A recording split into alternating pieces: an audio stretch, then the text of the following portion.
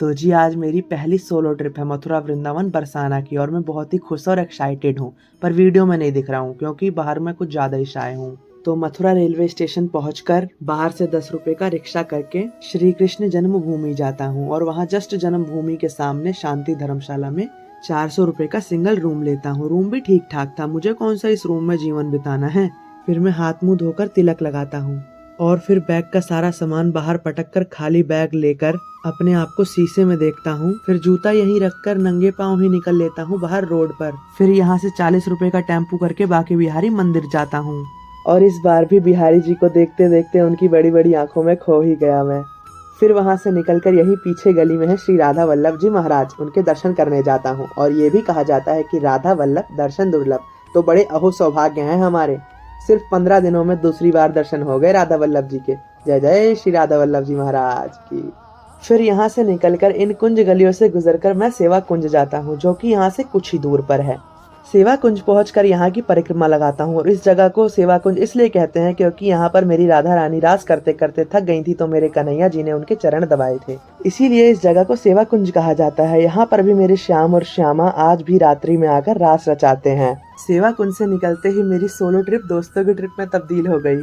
श्री राधा दामोदर देव जी महाराज के मंदिर में मुझे ऐसे दो व्यक्ति से मुलाकात हुई जो बहुत ही अच्छे प्योर हार्टेड लोग हैं, जिसमें एक का नाम अभिनव भाई जी है और दूसरे भाई जी का नाम सत्यम भाई जी है। तो कपाट खुलने में अभी आधे घंटे थे तो हम लोग बैठकर प्रभु का कीर्तन करते हैं और फिर कपाट खोलते हैं और हमें बहुत ही प्यारे दर्शन होते हैं श्री राधा दामोदर देव जी महाराज के। फिर हम यहाँ की परिक्रमा लगाते हैं और कहा जाता है कि दामोदर देव जी की 4 परिक्रमा लगाने से गिरिराज जी की 1 परिक्रमा का फल मिलता है। इस परिक्रमा मार्ग में बहुत सारे गोलोक जा चुके गुरुजनों की समाधि बनाई गई है और यहाँ छोटी सी गौशाला भी है। श्री राधा दामोदर देव जी के पीछे परिक्रमा मार्ग में चैतन्य महाप्रभु, नित्यानंद महाप्रभु, अद्वैत प्रभु, गदाधर प्रभु, वास प्रभु का विग्रह बना हुआ है और यहाँ पर पूरा इस्कॉन का वाइब आ रहा था और यहाँ पर भी हम लोग कीर्तन का आनंद लेते हैं।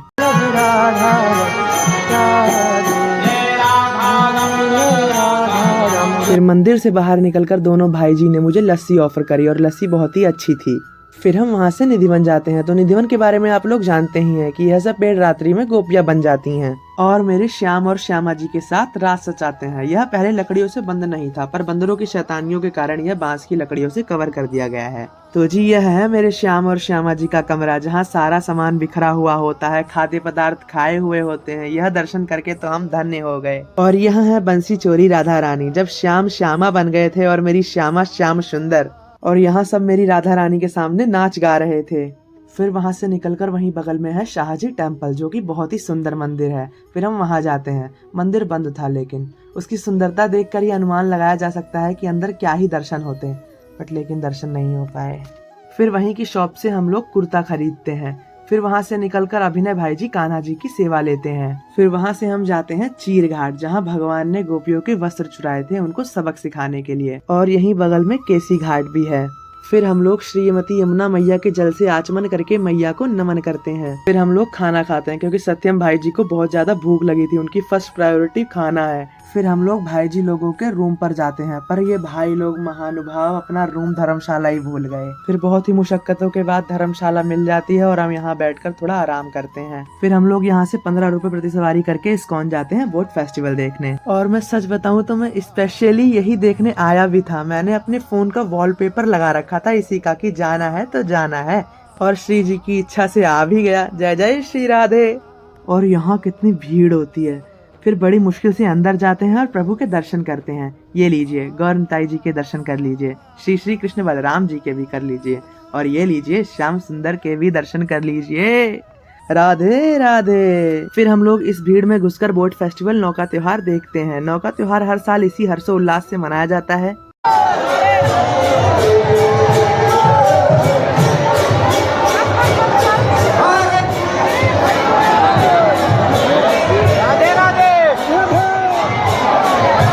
फिर बाहर निकलकर इन्हें निहारता हूँ, कोई इतना सुंदर और प्यारा कैसे हो सकता है, मेरे कान्हा। फिर हम लोग शिला प्रभुपाद म्यूजियम जाते हैं। यहाँ बहुत ही प्यारे प्यारे विग्रह और उनकी जानकारियाँ लिखी हुई हैं। फिर अभिनय भाई जी हमारे ब्लॉगर बनने का प्रयास करते हैं। हेलो फ्रेंड, आज हम लोग वृंदावन में घूमने निकले थे। तो सुबह से काफ़ी सारे मंदिरों में घूमे। सबसे पहले हम लोग होटल में ठहरे, धर्मशाला में ठहरे। उसके बाद में जाकर के सबसे पहले हम लोगों ने यहाँ के श्री ठाकुर जी महाराज श्री बांके बिहारी जी के दर्शन किए। फिर हम ऐसे व्लॉगिंग करते करते पहुँच जाते हैं प्रेम मंदिर। कितना सुंदर है यार ये मंदिर। यहाँ पर कितनी प्यारी प्यारी झांकियाँ हैं, जैसे कालिया नाग का वध करने वाली लीला। यह बाल गोपाल अपने सखाओं के साथ गैया चराते हुए। फिर यहाँ फाउंटेन शो का आनंद लेते हैं। और क्या टाइमिंग है, बस सब बिहारी जी की कृपा है। तो लो फाउंटेन शो देख लो आप लोग भी। राधे राधे बोल श्याम भागे चले आएंगे। राधे बोल श्याम भागे चले आएंगे। एक बार आ गए तो कभी नहीं जाएंगे। फिर हम लोग राधा नाम में इतना खो जाते हैं, इतना आनंदित होकर नाचते हैं कि हमें कुछ दिखता ही नहीं है। जय जय श्री राधे। राधे राधे राधे राधे राधे राधे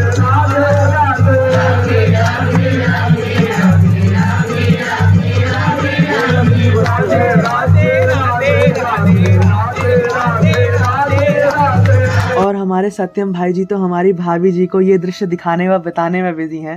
औरत का चक्कर बाबू भैया, औरत का चक्कर। ये रास लीला की झांकी तो क्या ही बोलूं, मैं निशब्द हूँ, बस राधे राधे।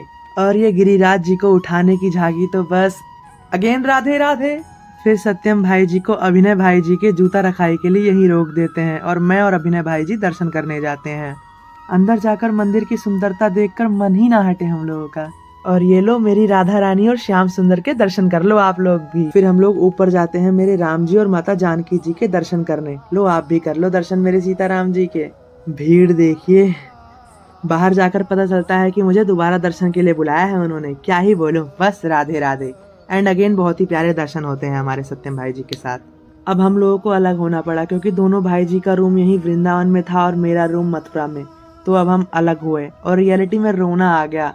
रूम पर आते मैं बेड पर गिर जाता हूँ, थक गया बहुत ज्यादा। सुबह से लगभग 40,000 कदम चल चुका हूँ।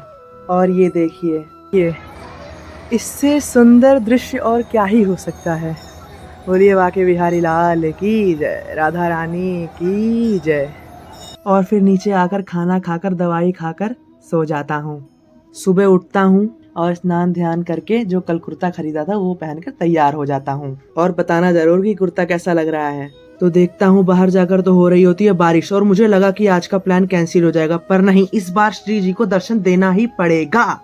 फिर राधा रानी सुन लेती हैं और बारिश रुक जाती है तो मैं जन्मभूमि के दर्शन करने जाता हूँ।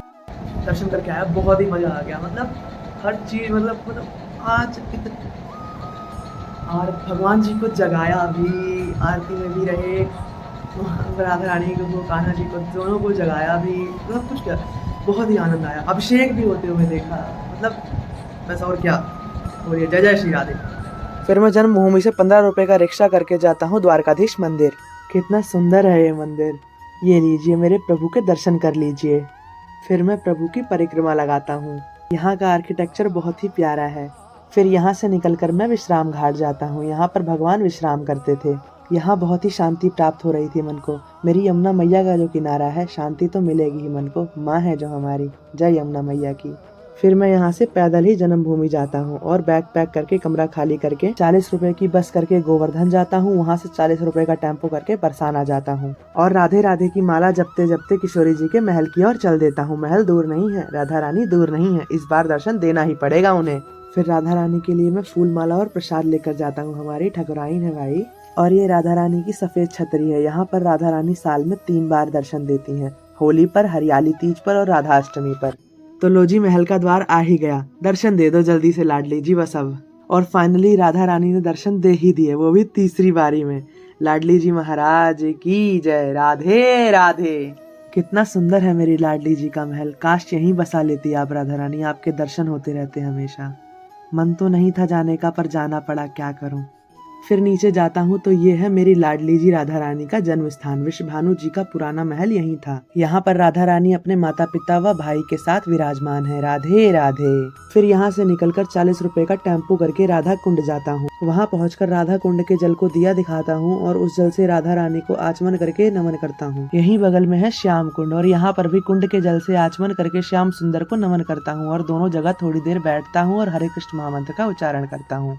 थकान बहुत ज्यादा थी तो बाहर आकर गन्ने का जूस पीता हूँ। फिर 10 रुपए का रिक्शा करके कुसुम सरोवर जाता हूँ और यहाँ पहुँचते ही इस सुंदर सरोवर को देखते ही मोहित हो जाता हूँ। यहाँ की यह कथा है कि राधा रानी अपनी सहेलियों के लिए फूल लेने के बहाने छुप छुप कर कान्हा जी से मिलती थी। और यहाँ भी कुछ देर बैठता हूँ और अपनी राधा रानी और श्याम सुंदर को महसूस करता हूँ और बहुत ही प्रसन्न होता हूँ।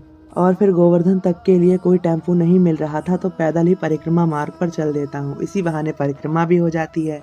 देख रहे हो मेरी राधा रानी की कृपा, बोलो राधे राधे।